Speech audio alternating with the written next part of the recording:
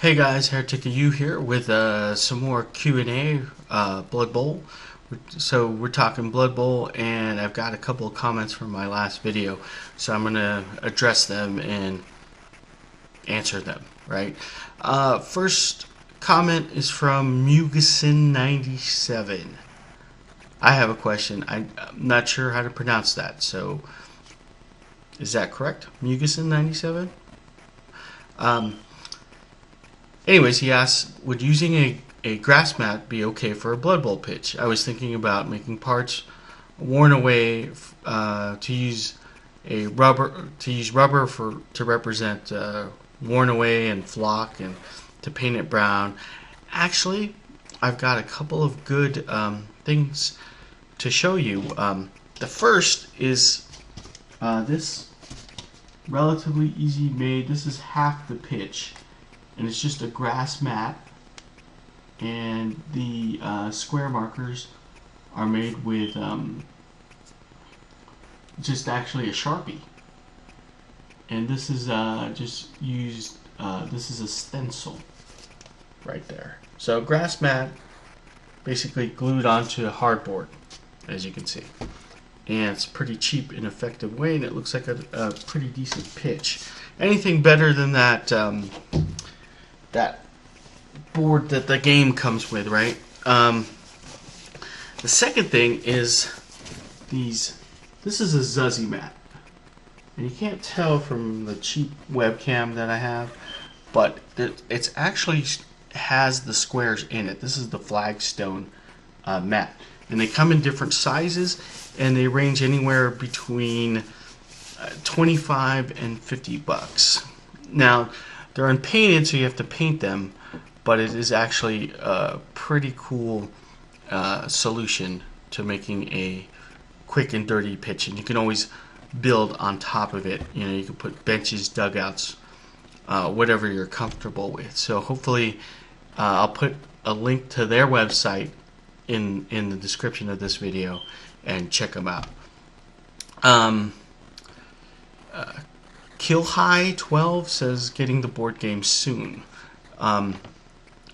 That's awesome. I think once you get the board game, I mean, your only substitute is really the computer game or this. This is the Xbox game, and this is horrible. Do not get the Xbox version. The computer game I've played a couple times. It's fun, but I don't know. It's lacking. So I'm glad that you're getting the actual board game. Just some quick notes. The board game's going to come with a really old set of rules. What you want to do is download the Living Rule Book 6. Okay, and if you need the link, just let me know. United Wargamers says, that was me about the star player question. Thank you for your help. So basically, you can't use star players for a one-on-one free play, but more for campaigns. You can use them for one-off games, and the way you do that is you buy a team that's cheap. Your basic team value is your starting cap is 1 million gold.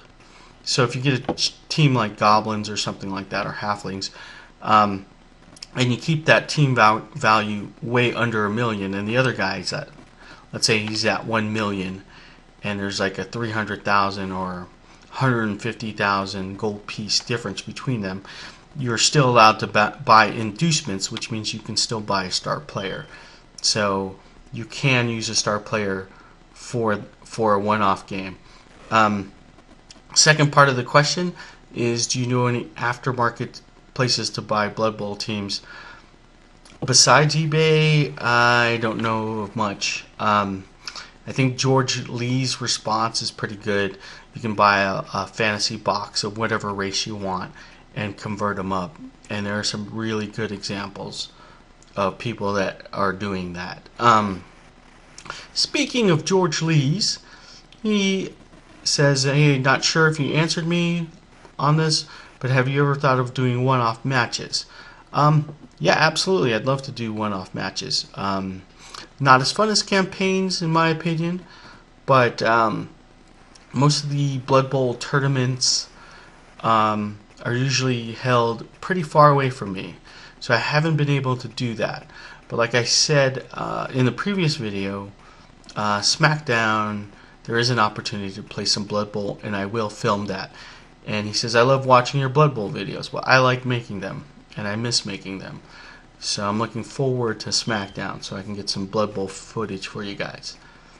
So anyways, that's it. Those were the comments from the last video. I hope those helped, and I'll see you in the next one. Okay?